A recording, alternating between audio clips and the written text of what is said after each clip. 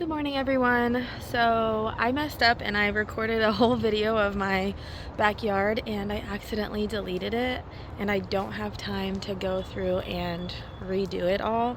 So I'm just going to do a brief little snippet of my backyard. It's not much to see, and it's probably been deleted on accident because I was complaining about it not raining so much and how dry it is, and then we've been getting rain the last day and a half. So let me just show you a couple little highlights of the backyard, and I will just loop this in with the front yard.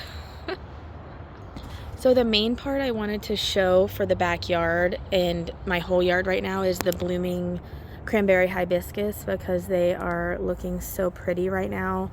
And I didn't want to miss that on video. So because I do use these as, records for myself of when things are blooming and what's doing well and whatnot. So real quick, that is one of my cranberry hibiscus. This is my pigeon pea. I've been harvesting from that pigeon pea for the last couple days, and there's so many more peas left on it. It's going to take me forever. I may just do them dry. Not sure yet. But basically the whole yard is looking pretty brown. Everything that used to be lush and green ground cover over here is brown. The grass is definitely brown.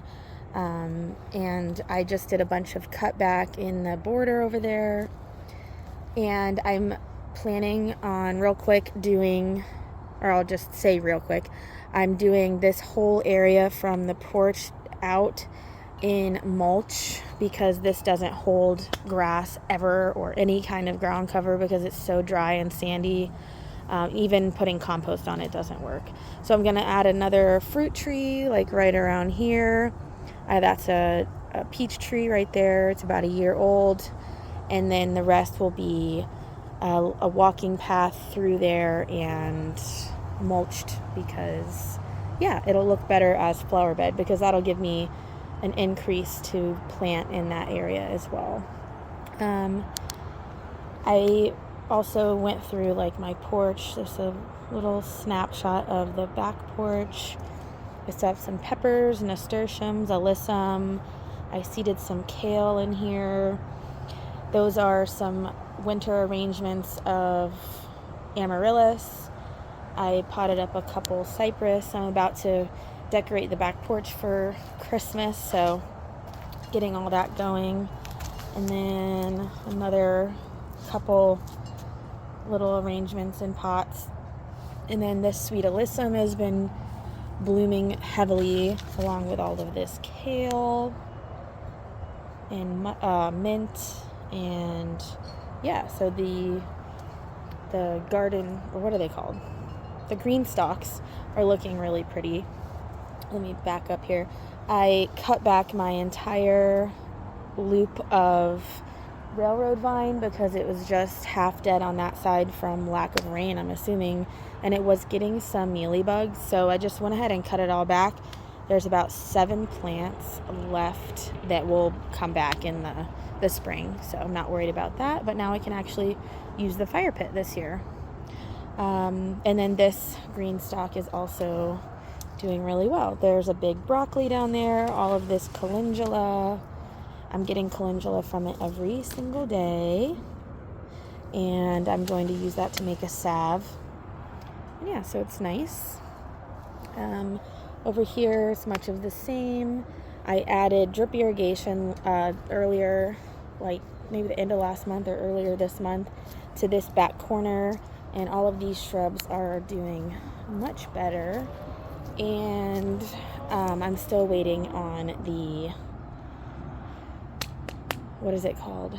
The witch hazel to do something. It's still alive in that back corner, but you cannot see it. But it just hasn't bloomed yet or put on any leaves. And this, like I was saying, is my favorite part of my yard still. I love the color combination, and I love the cranberry hibiscus blooming next to that silver buttonwood and this firebush. It's just still my perfect combination. And then the firebush is getting its fall color, so this should be really pretty throughout the rest of the season until we get a frost, maybe. We'll see. But this is more of the look I'm gonna go for on the other side of the yard. Oh, I just stepped in an ant pile. Oof. And then basically just panning over here, more of this silver buttonwood. These are gonna grow into tree form. I replanted my blackberries in here, but they kind of blend in with this ground cover, which is exactly what I wanted because blackberries can look a little scraggly. And there's another little cranberry hibiscus right there. Look how pretty that is. And yeah, so there's the papaya, and then my compost bin, and yeah, and then this is the mess of the corner of my yard. So I'm gonna walk to the front yard, but I did want to show because, like I said, I use these videos for myself to see what is what every month, and I can look back. It's kind of like a journal. So now I will take you to the front yard. All right, we are in the front yard now, and it has actually been rainy or gloomy all day, which has been nice. Thank you, Jesus. Anyways, so I thought I'd just come over here first because this little rose I transplanted. My neighbor's dog's barking, sorry. This little rose I transplanted here, and it's been growing great, but something keeps eating it, so it's not growing like it should. Hold on. So right now, because I used my own compost, there's a tomato plant, which is really healthy, growing right here, which I'm gonna leave because it'll probably, protect the rose a little bit. Let's just push that over there. But here's the rose. It transplanted really well, but something just keeps eating all of the leaves off of it, so it's not like growing as it should. So I came and just put that around it for now, and we'll see if that does anything. It may not, but I'll have to. I think it's probably a rabbit eating it. We'll see. We'll just start over here. The rest of this looking quite the same. Haven't spent much time in the front yard, but since we took everything down for Halloween, we can actually see the yard again. We have a couple beauty berries here, and then this porterweed is starting to spread throughout the front yard, which I don't mind. We have a couple grasses in here. This is an Indian grass, lopsided Indian grass. I have some Pineland heliotrope, so I have like 3 of those up here. There's one there that can barely see, but that's why I put it in the back because it didn't take very well. And then I have another one up there. All in this section there's blue-eyed grass, which in the spring will be pretty bluish purple flowers, and there's the mix of frog fruit and lyre leaf sage, and no shortage of magnolia leaves. And then there's sunshine mimosa. So in the spring, this should be super green and pretty, and have lots of interest as a ground cover. But for now, it's pretty new. Oh, and there's also pony's foot, which is another native ground cover. But for now, it kind of looks sporadic, but trust me, we're just gonna trust the process. Here's a dwarf Simpson stopper that I transplanted, and I don't think I was irrigating it enough, and part of it looks like it's crispy. No, it's not dead. Well, I broke that branch off, but it's not dead. It'll be fine, I think. Hopefully. We'll see. If not, I'll just take that out. But yeah, so we have a couple more goldenrods finishing blooming up here. And this is just a very simple, like from here over is my neighbor's yard, so nothing over there is mine, but so I have a very narrow side yard. It comes like a pie shape, so it's wider in the back and smaller in the front. So We don't really use this space. I didn't want to keep it as grass, so I got rid of all the grass from there back. Behind it, it is what it is. I use my that back to get my boat in and out. So, I mean, there's not really much I'm going to plant there. But for now, it's all Florida native stuff, Florida friendly stuff.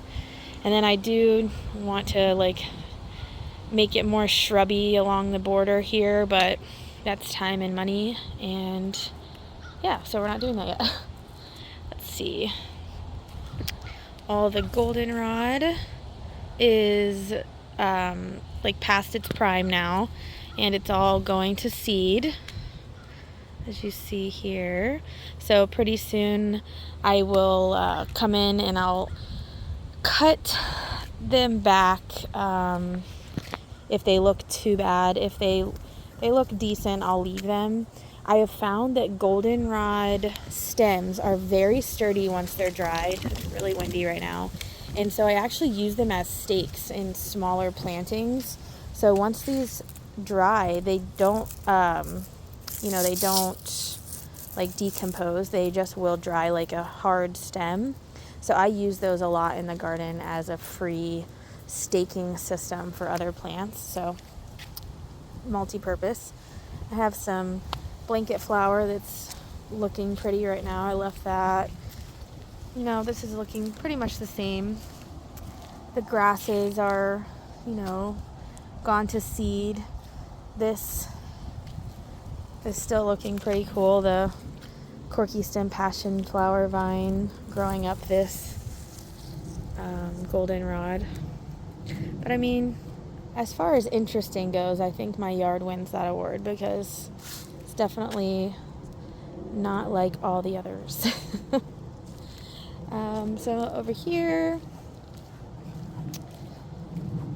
not much has changed. Looks the same. The coffee plants are doing really nice, and the berries are all coming. The birds eat the berries, and it has pretty flowers earlier on in the season. We should be seeing this Carolina jasmine blooming in the winter, I'm hoping. Hold on, what's this? Oh no, that's something else. The corky stem passion flower vine is growing all over here too.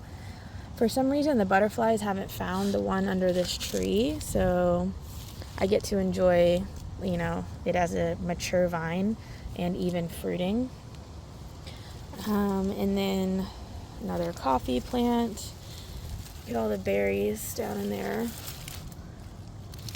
So my goal was to have all seasons interest in this front bed, and then take what I learned from doing this and apply it in the backyard. So I'm going to be adding more coffee plants because those have been doing really well. The goldenrod does well, the beautyberry does well, the ornamental, native grasses do really well.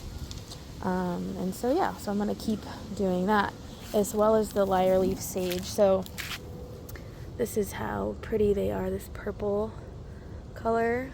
Pretty soon all of them will start blooming. They bloom in the late winter, early springtime.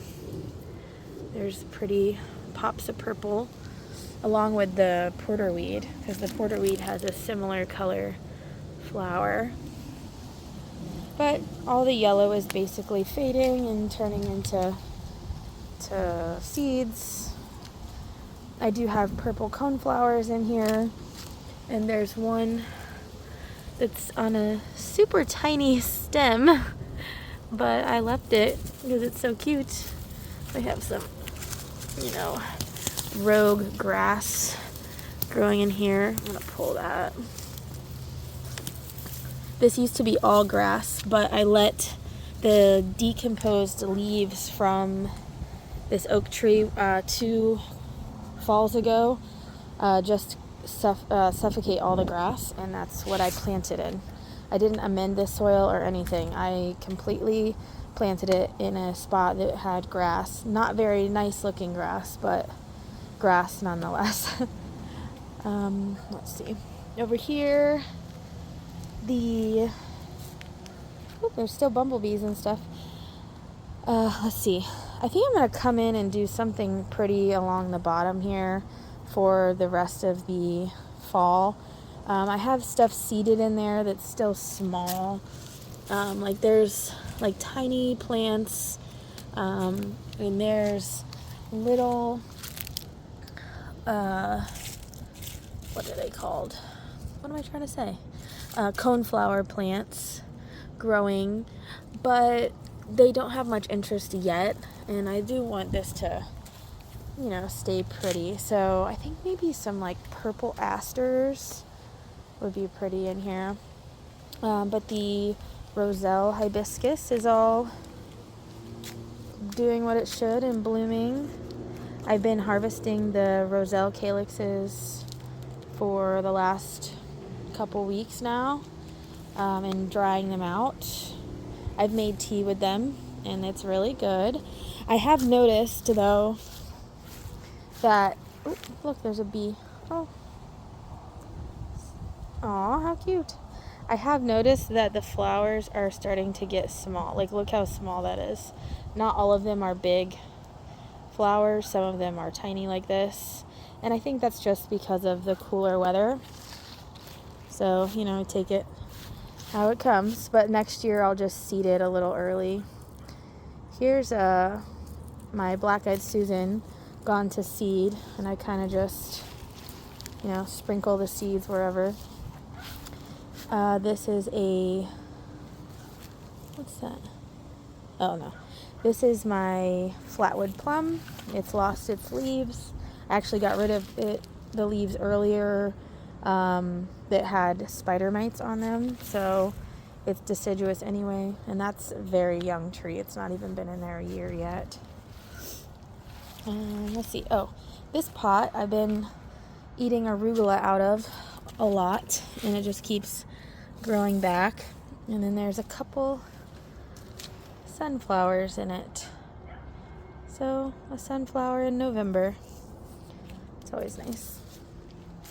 Over here, look, there's a goldenrod that popped up in here. But this is my bed that's carrots and giant red mustard greens. And so they're starting to get that red color, which is super exciting. When they get big, they get super glossy, big red leaves with that green veining in them. And then I have carrots all in the middle. I self-sowed all of those. And then we still have the cranberry or the roselle here. And then I have some sweet peas growing up this trellis here. So that'll be fun. This was covered in sweet peas last year too. But I think I got my timing a little wrong. So hopefully this year it's better. Oh, and look, this one was growing up and I accidentally cut it off or broke it off right there. And you see how it splits off in branches. So it'll be a more thick plant now. That's what you can do with sweet peas. You can pinch them and they will bush out a little bit more. But yeah, so this is going to be just a big purple and green hedge or edge of mustard greens. I got the carrots in here. I did these about a week and a half later from the others, or maybe 2 weeks. And then this carrot has actually been self-seeding in here. So the seeds, see, just kind of fall off and they do germinate. There's a lot of these right here, like this one, I can tell germinated on its own. Let me see if I can zoom in. Because you see how the seed still has that like little furry covering on it. The ones you buy in the store, they like remove that chaff that's on there. So that's not on there. But I know this is self-seeding, which is exactly what I wanted to do. It has a really pretty white flower in the spring, and then it turns to seed, just like everything else. So that's that. I'm loving the wind. Over on this side, I have my oak leaf hydrangea. I cut back these coulees, water willows, and they actually are like flushing back out, which is cool. And I've also noticed that oh, that's a weed, but they've seeded themselves in this. Oh, look, this was a marker from a dead bird. The bird's buried back there. They've seeded themselves, and so I don't know if anyone was watching before, but this plant is actually an endangered plant, endemic to only 4 counties in Florida. So of course I had to have it. It is looking like it's going to establish itself, and especially since it's self-seeding. So that's a good thing. There's some columbine in there. Let's see, beautyberry, and then kind of just nothing. And then over here we have the cranberry hibiscus again. It's later in the day, so they're starting to close back up.